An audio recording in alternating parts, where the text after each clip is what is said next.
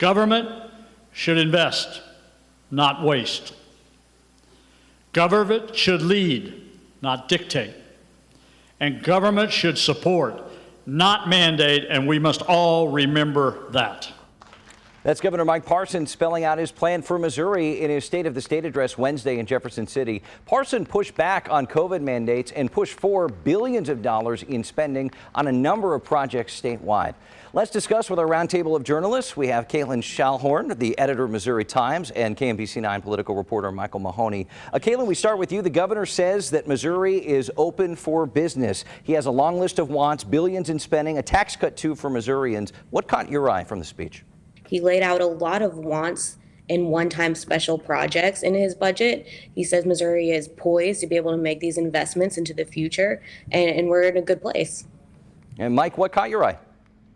For lots of spending, and he said that, unlike the federal government, we don't like to spend it in debt. Constitutionally, you can't do that anyway.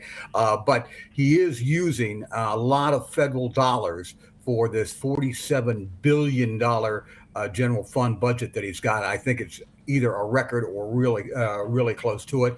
As you indicated, he is defiant about how he handled the COVID crisis. He was talking about the amount of percentage numbers of Missourians that have been vaccinated.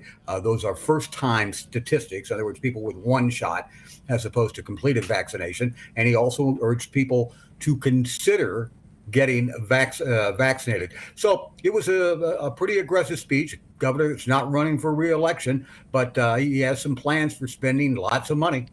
Right, and you talk about that infrastructure project. How do you, as a Republican governor during a Democratic presidential administration, walk that line to say we're going to be using, or he doesn't, I guess, mention the money necessarily where it's coming from, just the projects that are going to be taking place?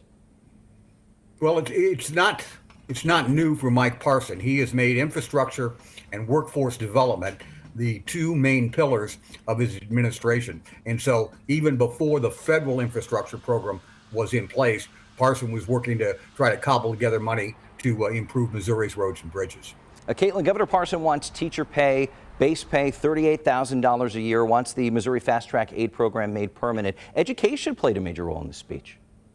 It sure did. The governor mentioned that Missouri is ranked last in the nation when it comes to the baseline teacher pay for new teachers, and he wants to see that raised.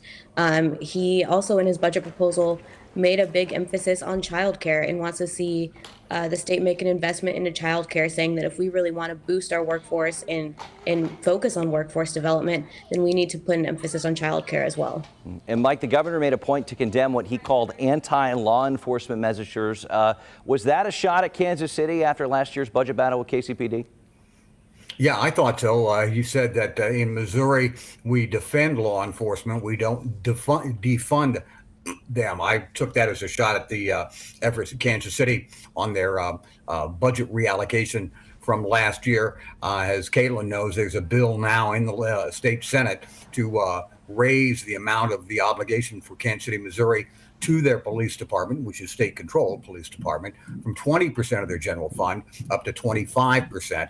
And I expect, since Senator Tony Luetkemeyer is the chair of the Judiciary Committee, and that's where that bill is going to get out, and it's going to get serious consideration, and I wouldn't be surprised if it passes and Parson approves it. All right, last question. Let's talk redistricting. We know that hardline conservatives were going to have a problem with this 6-2 map, keeping two Democratic districts, one here in Kansas City. But the map passed the House. Caitlin, what should we be watching here?